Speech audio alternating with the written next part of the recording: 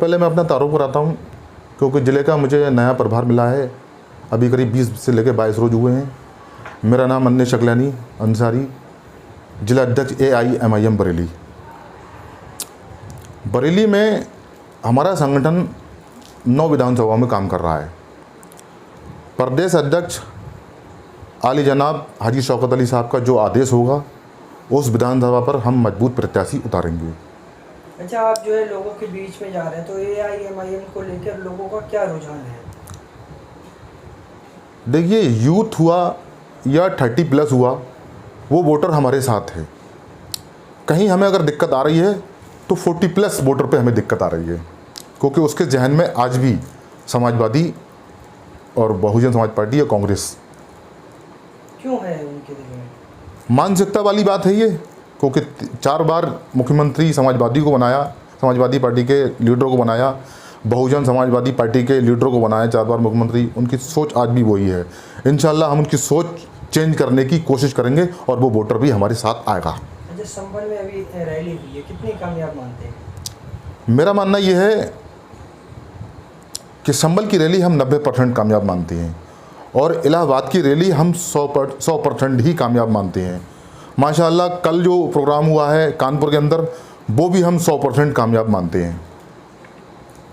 अच्छा, जिस तरीके से इलाहाबाद में अतीक अहमद साहब के जो है फैमिली ने ये आरोप लगाया कि अखिलेश यादव की सरकार हमने बनवाई, अगर अखिलेश यादव ने हमारी अनदेखी करी। देखिए, अतीक साहब का जो परिवार कह रहा है कि हमारे साथ जुल्म हुआ है, ये कोई नई बात नहीं है और ना ही कोई नया मुद्दा है ये, क्योंकि रामपुर के सांसद आजम खान साहब ये तकलीफ़ झेल रहे हैं 1 साल से, और वही तकलीफ़ अतीक अहमद साहब ने झेली है।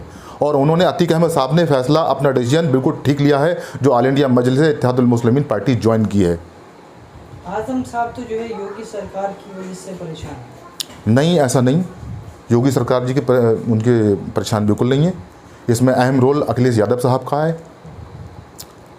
अखिलेश यादव साहब को कैसा रोल है?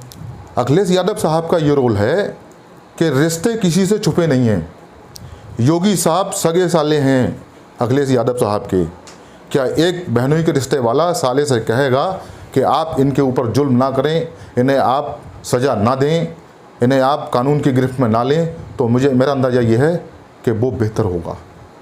अच्छा, जिस तरीके से अतीक साहब के परिवार ने जो अपना दर्द बयान करा और उन्होंने कहा कि हमें जो है परेशानियों का सामना करना पड़ा, सपा सरकार में, सपा की हमने सरकार बनवाई, हमने लोगों को बूथ लेवल पे मजबूत करा, उसके बाद समाजवादी पार्टी ने हमें साथ नहीं दिया, उस पर आप क्या कहेंगे? देखिए, ये 3 पार्टियाँ ऐसी हैं हिंदुस्तान के अंदर, चाहे वो कांग्रेस पार्टी हो गई या समाजवादी पार्टी हो गई या बहुजन समाज पार्टी हो गई।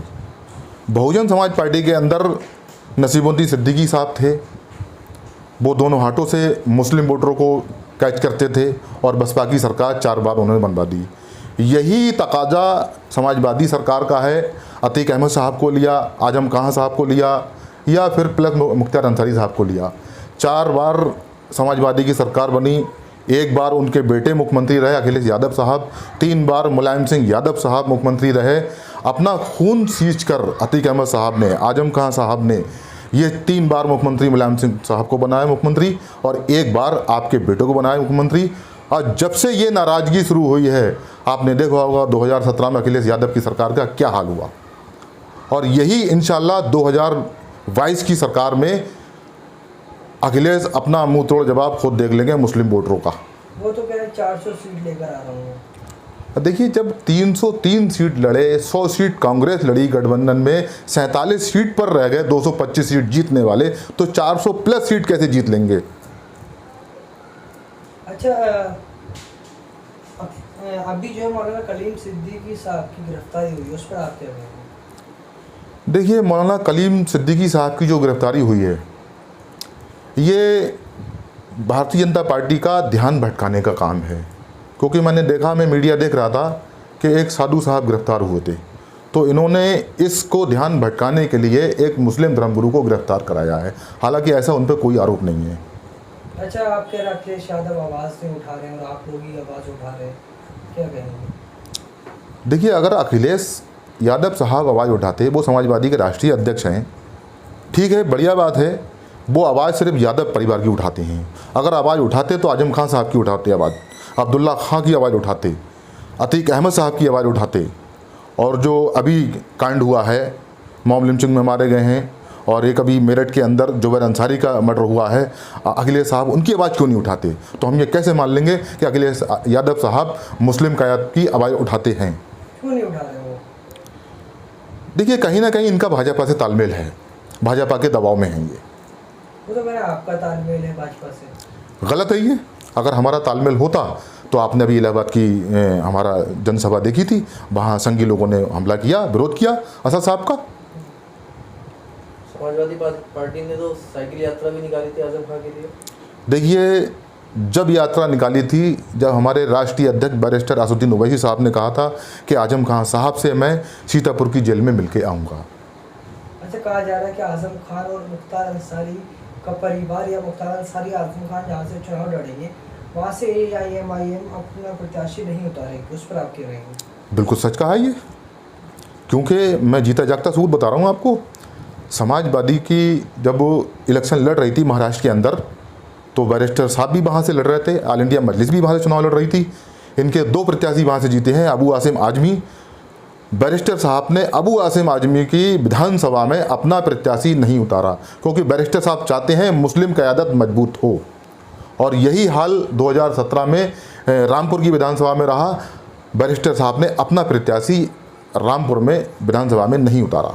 बैरिस्टर साहब चाहते हैं कि यूपी के अंदर भी मुस्लिम क़यादत मजबूत हो, जो महाराष्ट्र में उन्होंने किया। अच्छा, शिवसेना बोल रही है कि ओवैसी साहब जो है बीजेपी की अंडरगारमेंट है और यूपी चुनाव में चुपके से जो है मदद कर रहे हैं। देखिए, शिवसेना और भाजपा या तो ये भाई बहन हैं या फिर भाई भाई हैं, ये इनमें कोई फ़र्क नहीं है।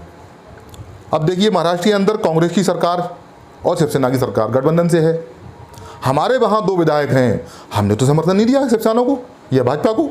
या फिर बिहार ले लीजिए, बिहार में 5 विधायक हैं हमारे ऑल इंडिया मजलिस पार्टी के, वहाँ भी हमने समर्थन नहीं दिया। तो हम कहाँ टच हैं इससे? हमारी विचारधारा और भाजपा की विचारधारा बिल्कुल अलग है। अच्छा, कहा जा रहा है कि आप जो है, जैसे आपने अबू आसिम आजमी का नाम लिया, अबू आसिम आजमी जो है लगातार आप पर हमला कर रहे हैं, क्या कहेंगे? देखिए, ये हमारे बैरिस्टर साहब असदुद्दीन ओवैसी साहब का जो आदेश होगा 2022 में, उसको हम फॉलो करेंगे। अगर इन्होंने महाराष्ट्र की विधानसभा अपनी जीती है तो मैं उसको धन्यवाद देना चाहूँगा कि बैरिस्टर साहब के साथ से मिलकर जीती है।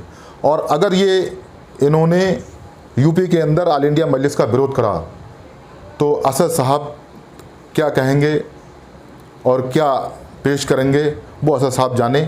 अबू आसिम आजमी साहब को क्या जवाब मिलेगा? तो आपको क्या लगता है, रामपुर विधानसभा में आप अपना मुस्लिम कैंडिडेट उतारेंगे या नहीं उतारेंगे? देखिए, अगर आजम खान साहब ऐसे ही जुल्म झेलते रहे तो हमें अपना कैंडिडेट उतारना पड़ेगा। तो आजम खान साहब आपके साथ क्यों आ सकते हैं या नहीं आ सकते? ये बड़ी सोच वाली बातें हैं। शौकत साहब जो हमारे प्रदेश अध्यक्ष हैं, राष्ट्रीय अध्यक्ष बैरिस्टर असदुद्दीन ओवैसी साहब हैं, अगर उनकी आज्ञा होगी तो आजम खान साहब आएंगे। और आजम खान साहब की सोच होगी तो वो असली क़यादत मजबूत करेंगे, मुस्लिम क़यादत मजबूत करेंगे।